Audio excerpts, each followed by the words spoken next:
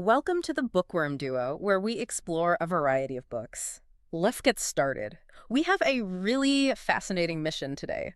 It's a deep dive into a book that chronicles a marriage's pretty dramatic transformation. Yeah, it's quite the journey. We're tracing its, well, messy, decade-long path from what felt like suffocating traditional monogamy to intentional, complex polyamory. hmm And what's kind of genius about this account, I think, is that the narrator doesn't start at the beginning, right? Fascinating. She drops us right into the middle of things, the routine of her open life, makes the outcome feel immediate, almost normal, before flashing back to how it all, you know, kicked It's off. like immersion therapy for the reader, isn't it? You're just thrown in. We begin in chilly Amsterdam, 5 a.m. The narrator's pulling away from her lover, Robert. Right. And the scene immediately sets up this contrast, her new reality. She checks her phone, and it's right there next to her spare asthma inhaler and a pump jar of lube. Yeah, that detail is brilliant. That juxtaposition. Yeah. The super mundane asthma with the, well, intensely non-monogamous, the lube. It just signals that this life, however radical it might seem, has become routine for her. I love that. The practical logistics of it all right there on the nightstand. So she's leaving Robert after a night that included their new purple friend. Yeah. And his parting words are just so casual. Come back soon. Yeah, very low-key. No big emotional drama or gatekeeping, just simple, sort of straightforward acceptance. And I think the most fascinating analytical point here is that transition she feels on the ride home. She explicitly notes shedding the identity of libertine and lover to fully step back into the role of mother and wife for her husband, Marcus. Go switch. Exactly. And this domestic arrival, the warm morning embraces she gets. Now, the narrator really stresses these weren't just given. They took years of, grueling negotiation and friction to earn. Okay, so let's unpack that foundation then, the friction. We have to rewind like halfway across the wall to 1970s Manila to really get the script she inherited. Absolutely. The origin story of her parents is, well, it's something else. Right. Her father, this ambitious Indian engineering graduate, explicitly looking for a hefty dowry. Yep. Very transactional, upfront. And her Filipino mother, who hilariously apparently disliked him at first sight. Sounds like a rom-com setup, but real. Ultimate underdog story. She tried to push him away at first. Yeah. But then she felt guilty because he was struggling financially, so she started bringing him sandwiches, basically feeding the relationship, until she ended up marrying him. Wow. They tied the knot just 10 months later. City Hall, on a lunch break, with only 50 pesos and some random stranger as a witness.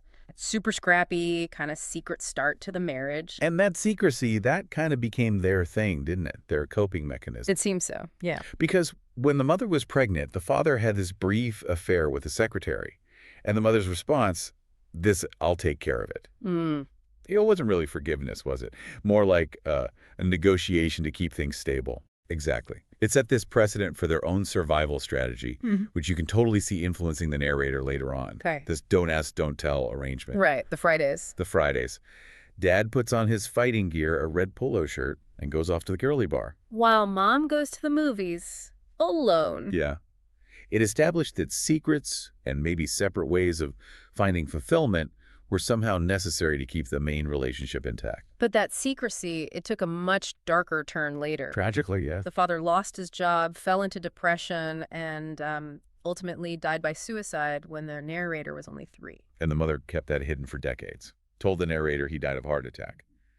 She genuinely believed, it seems, that silence could be a shield. That's powerful. The narrator basically grew up learning that stability sometimes means burying the really hard truths. So, fast forward. Yeah. College. The narrator meets Marcus Ibarra, Mr. Purple Hair. Yes, the nickname. Both kind of middle-class kids at this elite university. They properly connect at the Blue Roast bonfire. And their early relationship, it sounds intense, but also quite planned. Long distance, Manila, Singapore. Totally.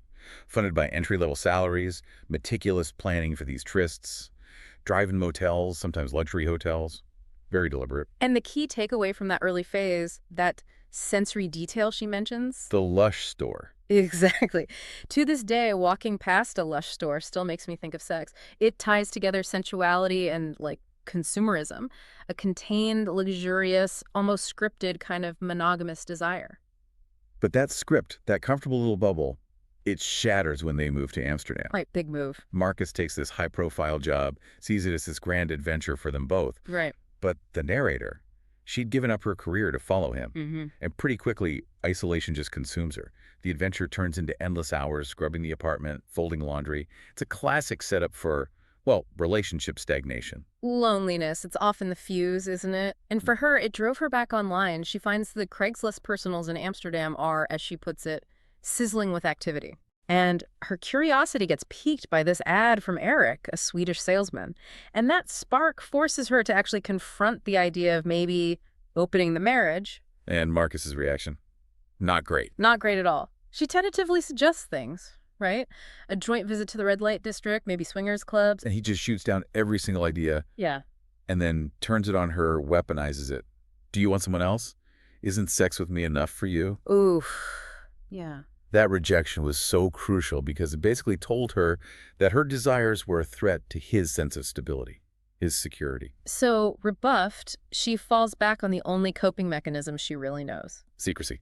Just like her parents. Right. She buries the physical desire, but starts this really detailed virtual affair with Ken, an experienced dominant, all through email. Yeah, this became her whole sexual education, indies, power play stuff, conducted via these specific detailed instructions like stroke your pussy 5 times, email me when done. Wow. So compartmentalized. It's fascinating psychologically, isn't it? She's trying to manage her needs without blowing up the primary relationship. But inevitably, the crisis hits. Marcus finds the Craigslist email account open on her phone. The discovery. And he confronts her using the language from the emails. Did you like being called the slut? That virtual fantasy just slammed into real-world betrayal. Instantly. And then the point of no return. It happens just 2 months after their daughter is born. Yeah, terrible timing. Sleep-deprived, isolated. And seeking some kind of physical expression of that virtual education she'd been getting, the narrator meets Thomas, her virtual connection in Berlin. She's there on Marcus's business trip. And the physical betrayal happens. Although it sounds like it was short, confusing. He kind of pulled back, said, I'm not that kind of guy. Right. But the line was crossed. That monogamous commitment was fundamentally broken then. Definitely. So 2 years later, the final bomb drops.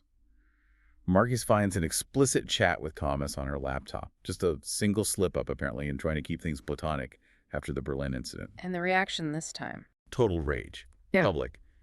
Terrifying scene right there in their living room. Apparently, the neighbors were watching. Just awful. The aftermath sounds incredibly painful. The marriage teetering on the brink of collapse. But the interesting insight here, analytically, is that the routine of parenting, just the daily structure their daughter required, that acted as the glue. Yeah, it held them together just long enough. Long enough to get help, professional help. And this is where the real, intellectual work starts. Couples therapy with Amanda. They finally had to articulate their fundamental conflicting needs. Okay, what were they? Marcus needed respect, stability, security, basic foundations. The narrator needed exploration, sexual variety, adventure, polar opposites almost. So they realized they weren't just fighting each other. Exactly. They were fighting this inherited cultural script. The Catholic guilt, the idea that love means sacrifice, especially sacrificing desire. Which raises that huge question. How do you get out of that binary? Stay and sacrifice or leave and sacrifice the family? How do you find a third way? And the narrator finds it by asking this critical, really power-shifting question. She asks Marcus, would it be okay with you if I explored my sexuality on my own? But with conditions, right? Crucially, yes. Yeah. If you knew everything with full honesty, transparency, and your consent. Wow. Putting it all out there. And Marcus's response, that was the pivot. He chose the real woman, the one in front of him, over some ideal of marriage. He basically said, I would rather be with you. If you're going to do this, I want us to do it together. That's huge. It shifted everything from infidelity and threat to collaboration and consensual non-monogamy, C&M. The security he needed was now tied to honesty, not control. So they immediately started setting up rules based on gut instinct, it sounds like. Pretty much. Condoms with others. Always. Regular testing. Yeah. Unprotected sex reserved only for each other. That was foundational. And intimacy boundaries, too. Yes. A big one. No sleeping over. And also an information boundary. No explicit sexual details unless requested. They were definitely wading in, not, diving off the deep end. So her first date outside the marriage, with Daddy Dom at a taco bar. The novelty for her was being able to finally express these desires openly. But the novelty for him, interestingly, was the dynamic itself. Being with a married woman whose husband knew and consented, that was part of the turn-on for him. Right, the taboo, but sanctioned. Exactly. It was instantly thrilling for both, it seems. And the first consensual sex. Validating for her sounds like Yeah. fast, rough, him saying, very good, Deepa. Yeah, confirmation she craved. But the emotional journey home, complex. She comes back to Marcus giving her the silent treatment, the tension symbolized by that loud, painful rhythm of the dishwasher. Thump, thump, thump. Oof. Yeah, the external fun doesn't just magically fix the internal work. Not at all. In Nah. this life, it just demands radical vulnerability and accepting the unexpected. You can't ignore the absurd date with Theo. Oh, the emergency room story? Yes. Ending up in the ER because a butt plug got stuck. Mm. I mean, the sheer vulnerability of having hospital staff who apparently stifled their chuckles doing an ultrasound. It's kind of darkly funny, but also... It's a powerful reminder that intentional non-monogamy isn't just about sexy times. It means accepting that your life might involve chaotic, definitely non-sexy complications. But the exploration, it did bring unexpected benefits back into their own relationship. It really did. Marcus, having been forced to confront this world of kink through her experiences, actually found new ways to engage with her. How so? He started using the language she was learning, engaging in BDSM with her, lights on, slapping, calling her a little slut. He apparently realized this was a much better strategy for dealing with dates than trying to avoid you. Wow, facing it head on instead of resisting. Yeah, a huge turning point. But it wasn't like a smooth, linear path. When the narrator's dating really took off, Marcus struggled deeply. Loneliness, envy. He got competitive, tried to outfun her, basically. The narrator insightfully saw that his jealousy wasn't just about her dating. It was a smokescreen for his own deep-seated insecurities, shame around masculinity, maybe competence. That makes sense. Yeah. But this expansion, it wasn't without real danger. And we need to pause here, I think, acknowledge the risks. Absolutely. This part is sobering. The narrator goes out alone one night, takes MDMA, Okay. and she's sexually assaulted by a stranger, who removes the condom and says something truly awful. I always wanted to be a father. Oh my God. That's The horrifying. fallout was immense, and it requires serious thought. She immediately told Marcus everything, of course. He was consumed by anger, hurt, Understandably. but the central issue for her became confronting her own loss of safety, her failure in risk assessment while, under the influence. How do they cope with that? Instead of collapsing, she channeled her energy. Emotional containment. Threw herself into caretaking, parenting boot camp, she calls it, to manage the anxiety, repair the sense of stability. It forced them both to face the real dark potential consequences of this exploration. It's a heavy reminder. So as the CNM community deepened around them and healing happened, Marcus started dating more. Yes, regularly, and gained essential confidence through it. The narrator, meanwhile, started seeking deeper emotional connections, not just physical ones. Which led her to Robert. Right? Robert, the Irish photographer artist we met at the very beginning, and also Charlie, a polyamorous friend in Nijmegen, more connection-focused relationship. And Robert became the consistent one, the bubble night. Exactly. Her weekly anchor during the pandemic lockdown, replacing that lost feeling of clubbing. And those small details, her asthma inhaler at his place, his cologne, they showed this real integration of her life into his space. And the pandemic, it forced their rules to change too. Yep. That strict no sleeping over rule, it had to go because of the Dutch avant clock, the curfew. Practicalities. Because it forced them to accept sleepovers. Rules, they learned, have to bend to reality sometimes. And Marcus, how did he fully come around? Was there a final shift? There's this really telling moment. The narrator comes home disappointed after a date with someone named Aaron. Instead of being smug or competitive, Marcus just listens, fully, and then offers this incredible affirmation. He should feel fucking lucky to get into bed with you because look at you. Wow, that's genuine support. Total validation. It showed he'd truly integrated her desirability or outside relationships as part of his own security, not a threat to it. So the major milestone, Robert saying, I love you.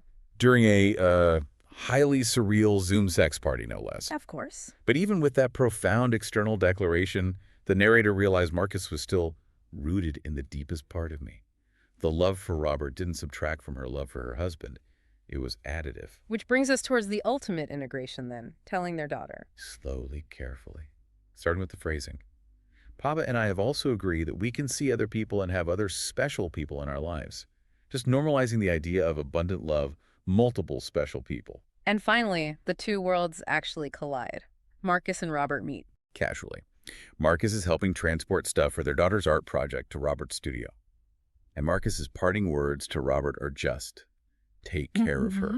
Whoa. That's the final stamp of approval, isn't it? And the narrator realizes in that moment, okay, I am polyamorous. I'm the hinge between these two men who love me, and somehow it works.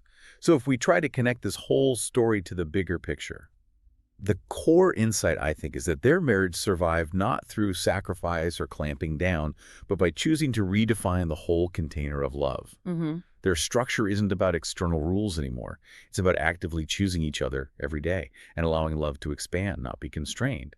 She moved from a life built on her parents' shield of silence to one built on radical, sometimes really painful transparency. So wrapping up, what does this all mean for you listening? The narrator chose to rewrite the rules because the old ones meant losing herself or losing her marriage. Yeah. So maybe you might consider what parts of your own life or your relationships are running on an outdated script that maybe, just maybe, needs a rewrite. A powerful thought to leave with. Thanks for joining us. Subscribe for more bookish adventures and hit that like button if you enjoyed the ride. Don't forget to share the knowledge, spread the word.